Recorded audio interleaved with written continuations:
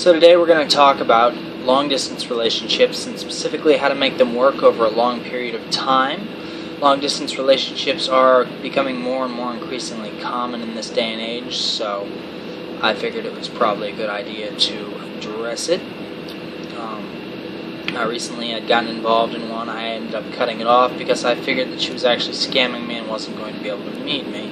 I actually played kind of like a James Veitch thing. It was pretty interesting. Anyway, so number one thing that you got to do is you got to talk regularly but not too much. You can't always be there. You can't always be gelling. You can't always just talk about every single thing. You can't talk too much, but you got to talk regularly. That way, you're a part of each other's lives, but you're not so intricately involved in it. Because obviously, if you get used to that much contact, it's not going to stay that way.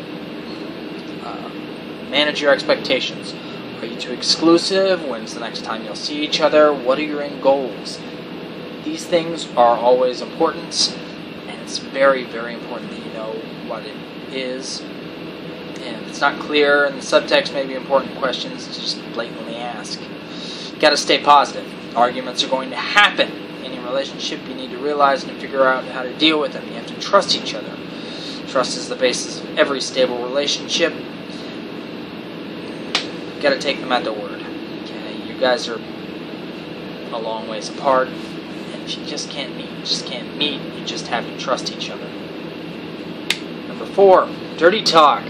Sex is an important part of any relationship, especially long-term relationships. A lot of therapists see that if a marriage is falling apart, there's a good chance that sex has stopped, or it's just not as fulfilling as it once was. Sex balances the brain chemistry.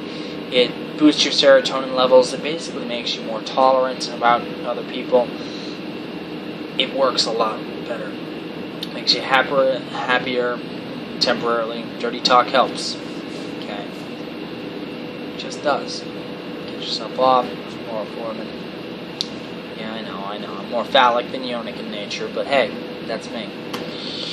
Be involved in each other's passions. And encourage each other in the pursuits, the things you're passionate about. Passion can spark passion. It happens. And encouraging another person means most of them, and you'll help understand and get close to your partner. This is pretty self-explanatory. That was 5.